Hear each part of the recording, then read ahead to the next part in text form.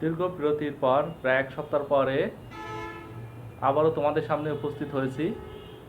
প্রিয় শিক্ষার্থীরা, আশা করি তোমরা সকলে ভালো আছো। আমাদের মেসেঞ্জার গ্রুপে অনেকে জানতে চেয়েছিলে যে স্যার আমাদের পরীক্ষা হবে কি না। অনেকে আবার বলছো স্যার পরীক্ষা হবে না হয়তো, কিন্তু তোমরা দেখবে যে অতি সম্প্রতি মাননীয় শিক্ষামন্ত্রী মহোদয় বলেছেন আগামী 14ই নভেম্বর পর্যন্ত শিক্ষা প্রতিষ্ঠান খোলা থাকবে। তারপরে সরকার সীমিত পরিসরে শিক্ষা প্রতিষ্ঠান খোলার চিন্তা ভাবনা করছে। ন্যাশনাল ইউনিভার্সিটির ওয়েবসাইট বা সংবাদ বুলেটিনের মাধ্যমে আমি জানতে পেরেছি যে কিছু পরীক্ষা, যে সমস্ত পরীক্ষাগুলো স্থগিত হয়েছিল সেই সমস্ত পরীক্ষাগুলো তারা নিয়ে নেবার সিদ্ধান্ত নিয়েছে বা নেবার চিন্তা ভাবনা করছে। তার মানে যে পরীক্ষা যে হচ্ছে সেটা কিন্তু অনেকটা অবসম্ভাবী। তাই তোমাদের যে পরীক্ষা হবে না, পরীক্ষা না নিয়ে তোমাদের মূল্যায়ন করা হবে, এমনটা ভেবে আত্মতুষ্টিতে ভোগার কোনো কারণ বা কোনো সুযোগ আমি দেখছি না।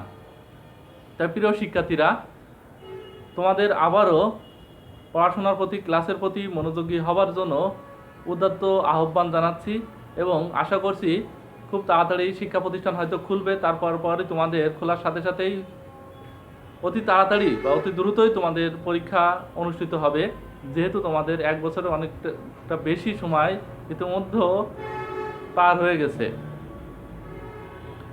যাই হোক, আমি তোমাদের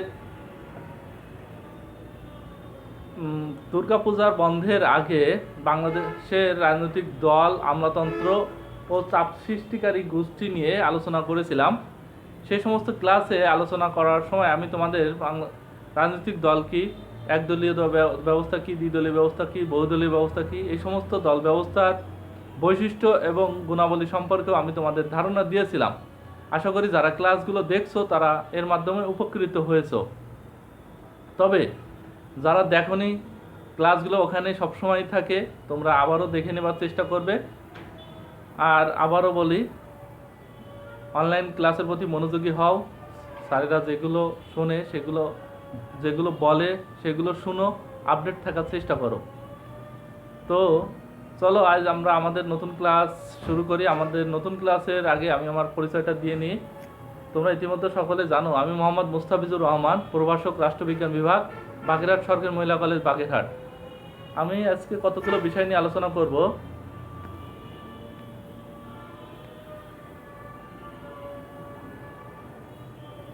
সেই বিষয়গুলো হচ্ছে বিরোধী দল, বামপন্থী রাজনৈতিক দল, সর্বোত্তকবাদী একদলীয় ব্যবস্থা, সাম্যবাদী একদলীয় ব্যবস্থা ও বাংলাদেশের রাজনৈতিক দলের বৈশিষ্ট্য ইত্যাদি বিভিন্ন গুরুত্বপূর্ণ বিষয় নিয়ে আমি তোমাদের সামনে আজকে আলোচনা করব।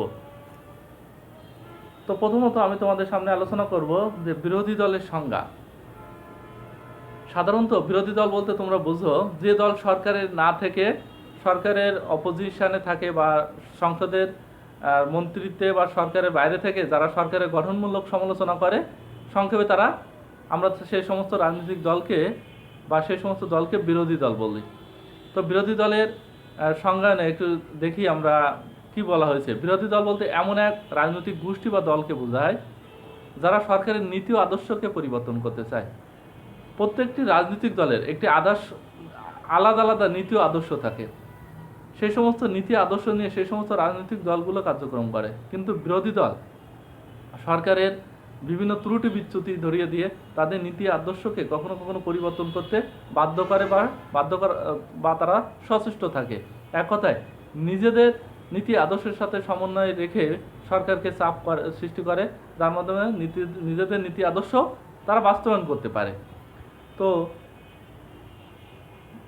তোমরা হয়তো বুঝছো, আবারও তোমাদের সুবিধার্থে বলি, যে সমস্ত রাজনৈতিক দল নির্বাচনের সংখ্যাগরিষ্ঠতা অর্জন করতে পারে না কিন্তু সরকারের অঙ্গ হিসেবে কাজ করে, তারা বিরোধী দল বলে। এক কথায় বলতে পারি, যারা সরকার গঠনের যে সমস্ত রাজনৈতিক দলগুলো ব্যর্থ হয়, সরকার গঠনে যে ধরনের যতটা সংখ্যাগরিষ্ঠতা দরকার হয় সেই সংখ্যাগরিষ্ঠতা না পেয়ে সরকারের বাইরে থেকে সরকারের বিভিন্ন বিষয়ে গঠনমূলক সমালোচনা করে যারা সরকারকে সঠিক পথ নির্দেশনা দিতে সচেষ্ট থাকে, সেই রাজনৈতিক দলগুলোকে আমরা সাধারণত বিরোধী দল বলে থাকি। আশা করছি তোমরা বিরোধী দল সম্পর্কে ধারণা পেয়েছ। আমি আরও কতগুলো রাজনৈতিক দল নিয়ে তোমাদের সামনে আলোচনা করব, যে বামপন্থী রাজনৈতিক দল। প্রিয় শিক্ষার্থীরা, তোমরা সবেমাত্র অনার্স ফার্স্ট ইয়ারের স্টুডেন্ট, অনেক কিছু তোমরা এখনো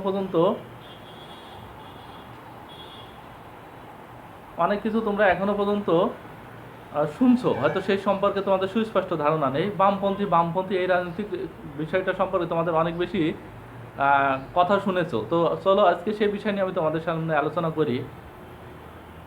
যে সকল রাজনৈতিক দল পুঁজিবাদী সমাজের বিরোধী, যারা সমাজতন্ত্র কায়েম করতে চায়, ব্যক্তিগত সম্পত্তির পরিবর্তে যারা রাষ্ট্রীয় মালিকানা বিশ্বাস করে, অর্থাৎ সমাজতন্ত্রের আদর্শে বিশ্বাস করে, তাদেরকে বামপন্থী রাজনৈতিক দল বলা হয়। পুঁজিবাদী সমাজ ব্যবস্থায় ব্যক্তি যার কর্মদক্ষতা থাকবে, সে পরিমাণে উপার্জন করতে পারবে, সে পর্যন্ত ভোগ দখল বা সেই সম্পত্তি সে তার নিজের কল্যাণে, তার পরিবারের কল্যাণে ব্যবহার করতে পারবে। এটা হলো পুঁজিবাদী সমাজ ব্যবস্থার একটি অন্যতম মূল লক্ষ্য ও নীতি ও আদর্শ। কিন্তু বামপন্থী রাজনৈতিক দলগুলো এই পুঁজিবাদী ধ্যান ধারণায় তারা বিশ্বাস করে না। তারা সমাজতন্ত্র কায়েম করতে চায়।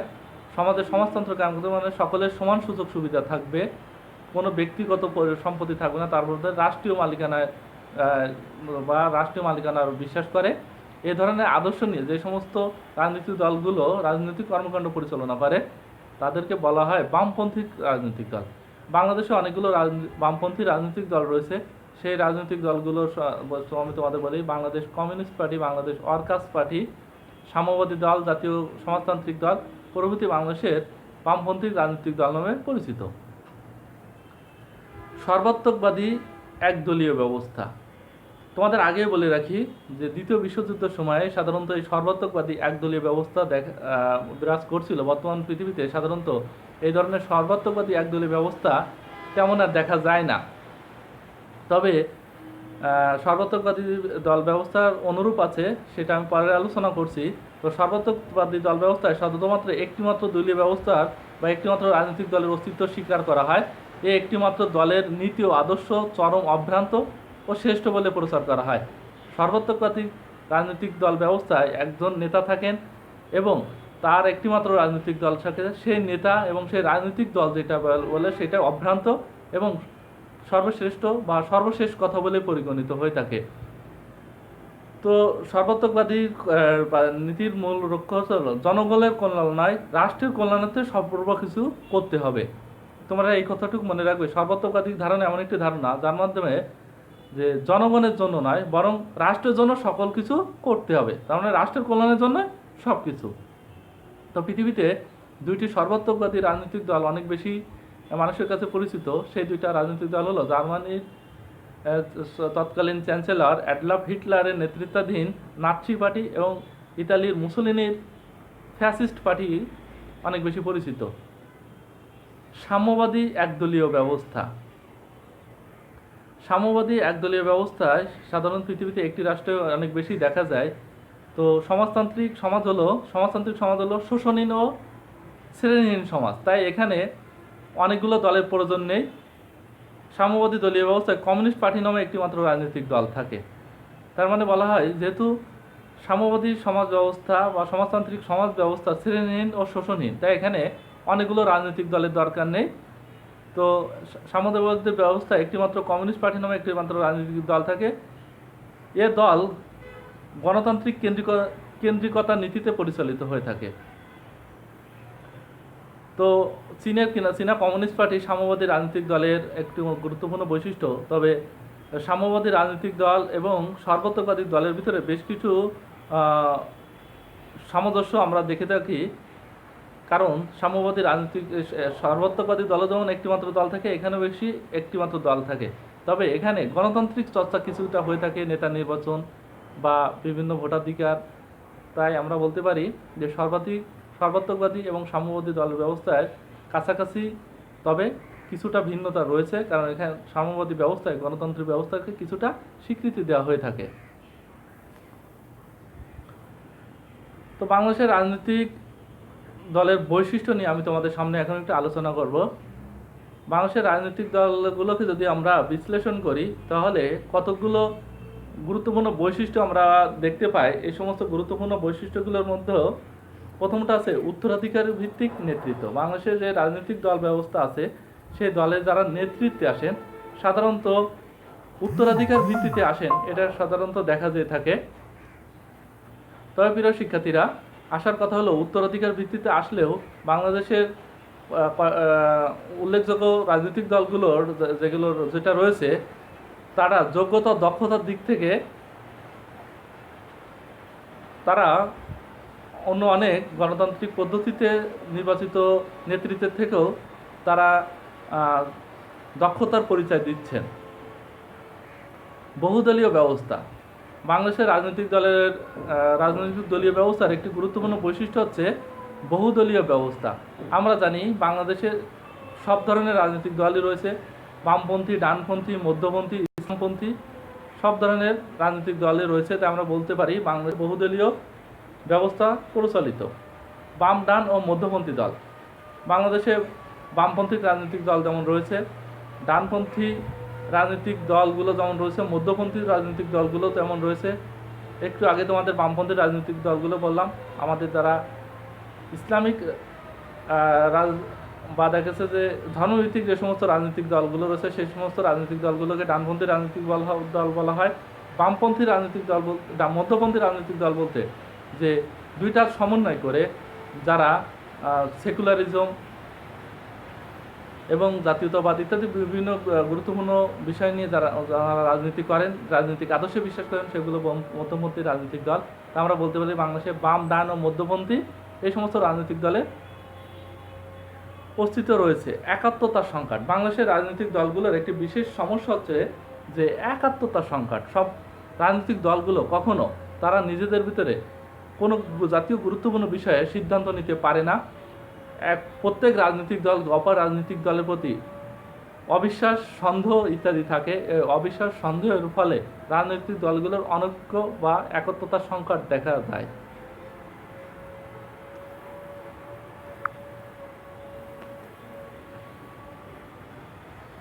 ধর্মভিত্তিক রাজনৈতিক দলের উপস্থিতি। বাংলাদেশের রাজনৈতিক দল ব্যবস্থায় ধর্মভিত্তিক রাজনৈতিক দলের একটি বেশি উপস্থিতি লক্ষ্য করা যায়। বাংলাদেশের অনেকগুলো ধর্মভিত্তিক রাজনৈতিক দল রয়েছে। এই সমস্ত ধর্মভিত্তিক রাজনৈতিক দলগুলো বাংলাদেশে যেমন ইসলামিক রাজনৈতিক দলগুলো বাংলাদেশে ইসলামিক শাসনতন্ত্র কায়েম করতে চায়। তো ধর্মভিত্তিক রাজনৈতিক দলগুলো বাংলাদেশে অতি বেশি প্রাধান্য দেখা যায়। আমলা নির্ভর রাজনীতি। বাংলাদেশের রাজনৈতিক ব্যবস্থায় বা বাংলাদেশের রাজনৈতিক দল ব্যবস্থায় আমলাদের অতি বেশি প্রাধান্য দেখা যায়। আমলারা সরাসরি রাজনীতিতে এখানে অনেক বেশি ওনারা চাকরি থেকে অবসরের পরেও রাজনীতিতে অংশগ্রহণ করেন। কখনো কখনো সরকারের প্রত্যক্ষ মদদে বা সরকারের হয়ে তারা সরাসরি রাজনীতিতে হস্তক্ষেপ করার সুযোগ করেন। সাধারণত অনেক সময় দেখা যায় অযোগ্য, অদক্ষ মন্ত্রিত্বের কারণে আমলারা রাজনীতিতে আরও বেশি সুযোগ সুবিধা নেওয়ার চেষ্টা করেন। দল ত্যাগের রাজনীতি। আমাদের দেশে দল ত্যাগের প্রতি বেশি একটা প্রবণতা দেখা যায়। যখন যে দল ক্ষমতায় থাকে, যখন আওয়ামী লীগ ক্ষমতায় থাকে, বিএনপির নেতাকর্মীরা বিএনপি ক্ষমতায় থাকলে আওয়ামী লীগের নেতাকর্মীরা বিএনপি বা অন্যান্য যে কোনো রাজনৈতিক দল থেকে এক দল থেকে আরেক দল, মানে নীতি আদর্শ বা দলের ত্যাগের এ ধরনের প্রবণতা সাধারণত দেখা যায়। বিদেশি শক্তির প্রভাব। বাংলাদেশের রাজনৈতিক দল ব্যবস্থায় বিদেশি শক্তির প্রভাব দেখা যায়। এক একটি রাজনৈতিক দল এক একটি বিদেশি শক্তির প্রভাবে বা প্রভাবান্বিত হয়ে থাকেন। সেই সমস্ত রাজনৈতিক দল সেই সমস্ত রাষ্ট্রের স্বার্থে হয়ে কাজ করবে। সাধারণত এই লক্ষ্য উদ্দেশ্যের সামনে নিয়েই সেই সমস্ত বিদেশি বা শক্তিশালী রাষ্ট্রগুলো বাংলাদেশের অভ্যন্তরীণ রাজনীতিতে অনেক সময় হস্তক্ষেপ করে থাকেন।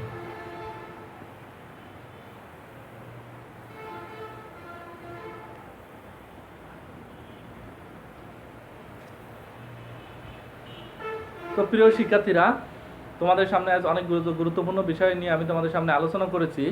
আশা করছি এই বিষয়গুলো তোমরা মনোযোগের সহকারে দেখবে এবং পড়বে, এবং যে সমস্ত সাবজেক্টগুলো বা যে সমস্ত বিষয়গুলোতে তোমাদের এখনও পর্যন্ত সমস্যা বা ত্রুটি রয়েছে সেই সমস্ত বিষয়গুলো বাসায় তোমরা বেশি বেশি মনোযোগী হও আশা করি তোমরা তোমাদের মনোযোগিতা এক ঐকান্তিক চেষ্টার মাধ্যমে এই ক্ষতি কাটিয়ে উঠতে পারবে। সর্বোপরি আবারও শীতকাল আসছে, আমাদের মাননীয় প্রধানমন্ত্রী বারে বারে আমাদের সতর্ক করছেন করোনার দ্বিতীয় ওয়েভ শুরু হতে পারে বা দেখা যাচ্ছে করোনার প্রকোপ বেড়ে যেতে পারে। তাই তোমরা যে যেখানে আসছো সুস্থ স্বাভাবিক থাকবে। করোনার সময় যে ধরনের সরকারি বা ডাক্তাররা যে ধরনের পরামর্শ দিচ্ছে তোমরা ইতিমধ্যে অনেক কিছু জেনেছো, সেগুলো মেনে চলার চেষ্টা করবে। তো আজকের এই পর্যন্তই, সকলকে ধন্যবাদ জানিয়ে আমার ক্লাস এখানে শেষ করলাম। ধন্যবাদ সকলকে।